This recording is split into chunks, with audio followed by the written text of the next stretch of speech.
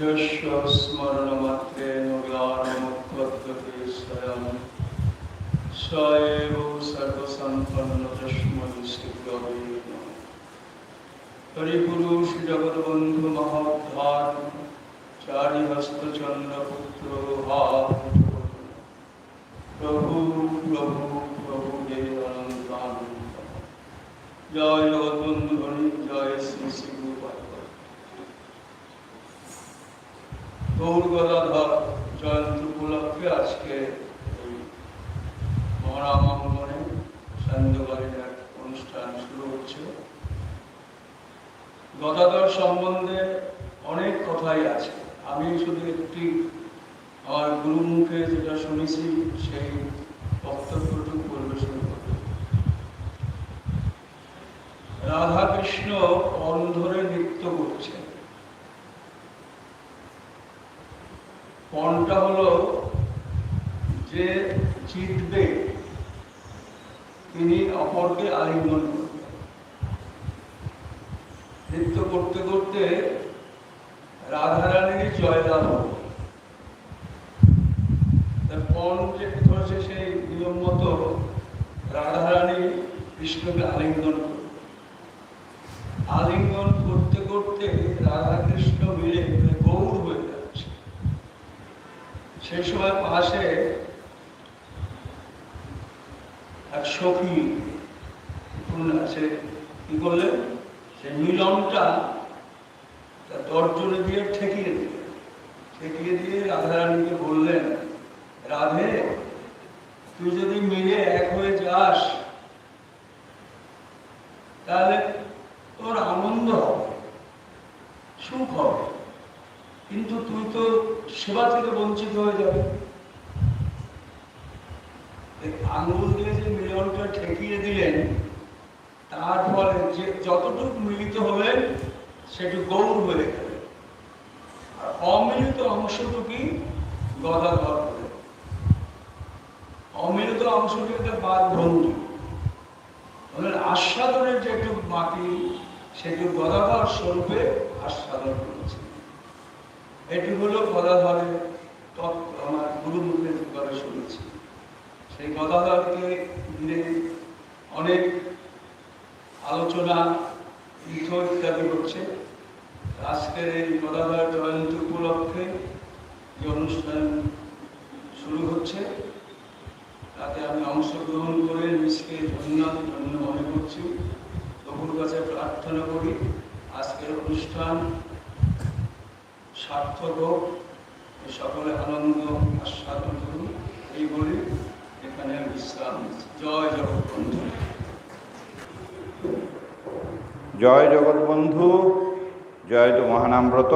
আমি খুব অল্প সময় আমাদের পরমারাধ্য বর্তমান আচার্য উপাসক বন্ধু ব্রহ্মচারী মহারাজ আমাদের প্রভু বন্ধু সুন্দরের দেওয়া যে গদাধর তত্ত্বের উপর আলোচনা করলেন, সেইটিরই রেস ধরে আমি একটু কথা বলে আমার এই অনুষ্ঠানে আমার সংক্ষিপ্ত যে অবদান সেটি রাখব। প্রভু বন্ধু সুন্দর এসে গৌরলীলাকে উজ্জ্বল করেছেন। অনেক নতুন নতুন তত্ত্ব তিনি দিয়েছেন, যেমন গদাধর প্রভুর তত্ত্ব, নিত্যানন্দ প্রভুর তত্ত্ব।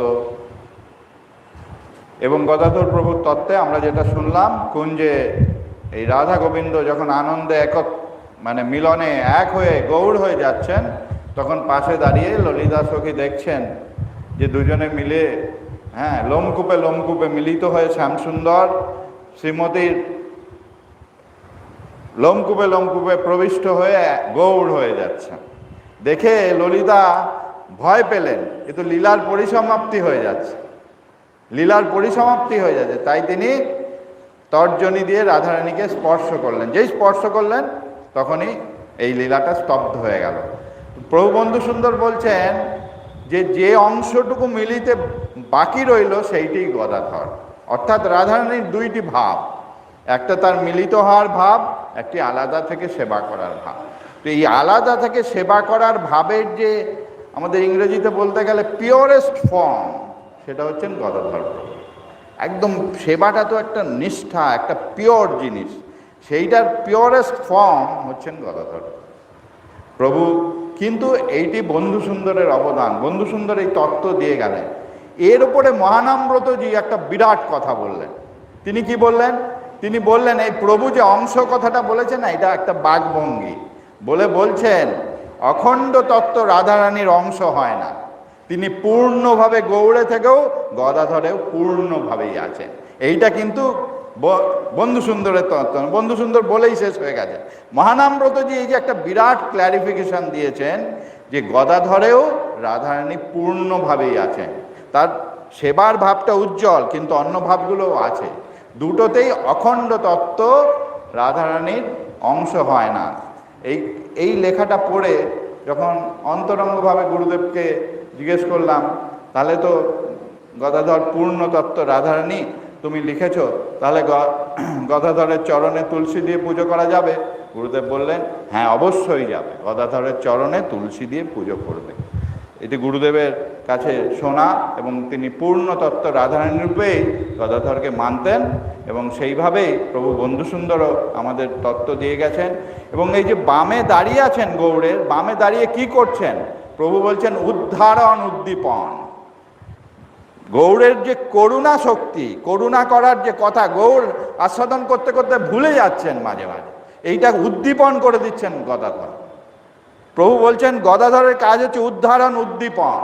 তিনি উদ্ধারণ, প্রভু এখানে কি করতে এসেছো, তুমি এখানে কিন্তু জগৎজীবকে কৃপা কর, এই ভাবটা গদাধর গৌড়কে ইঙ্গিতে উদ্দীপনা এনে দেন, করুণা করার উদ্দীপনা এনে দেন। এটা গদাধরের কাজ, এটিও বন্ধু সুন্দরের তত্ত্ব। যাই হোক, আজকে বিস্তৃত এগুলো আলোচনা করার সময় নেই। আমাদের অনেক এখানে বড় বড় গোস্বামী বৃন্দ তারা এসছেন, তাদের মুখে আমরা শুনবো। সংক্ষেপে প্রভুর কথা, গুরুদেবের কথা বলে আমি আমার এই বাক্যকে এখানে বিশ্রাম দিচ্ছি। জয় বন্ধু সুন্দর, জয় তো মহানাম।